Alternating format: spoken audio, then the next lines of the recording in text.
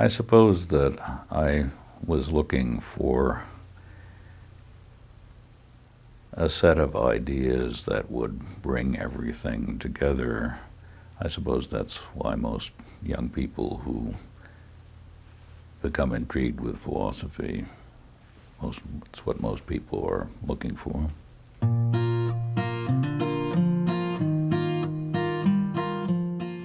I guess it's the perennial questions. Who am I? Why does something exist rather than nothing? How ought I to live? I became interested in philosophy in high school. I was interested in philosophy, I suppose, even as a child.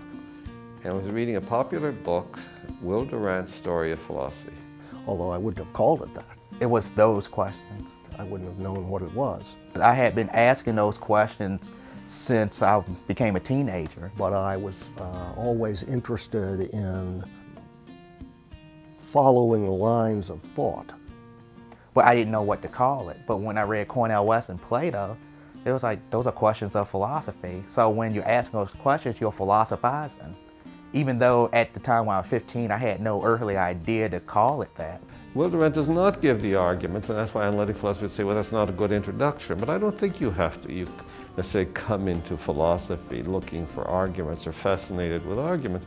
I see questions about values, ethics, social and political philosophy, aesthetics, education. I see those as being the heart or the center of philosophy, what philosophers might call first philosophy. I don't see metaphysics or epistemology, those kinds of things I think are not the center of philosophy. It was that these philosophers had such imaginative worldviews. They raised possibilities that had never crossed my mind. And that's still what I admire about Kant or Hegel or Spinoza. Came in through literature, really.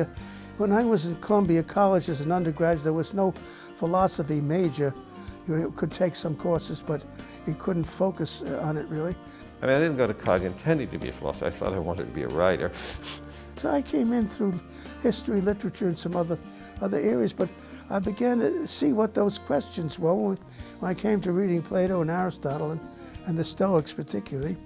I began to feel that this is the kind of question that interests me most and that this is something I want to pursue. I don't know if there's that kind of writing out there that would make a kid in high school pick it up and say, oh gee, these philosophers are pretty neat.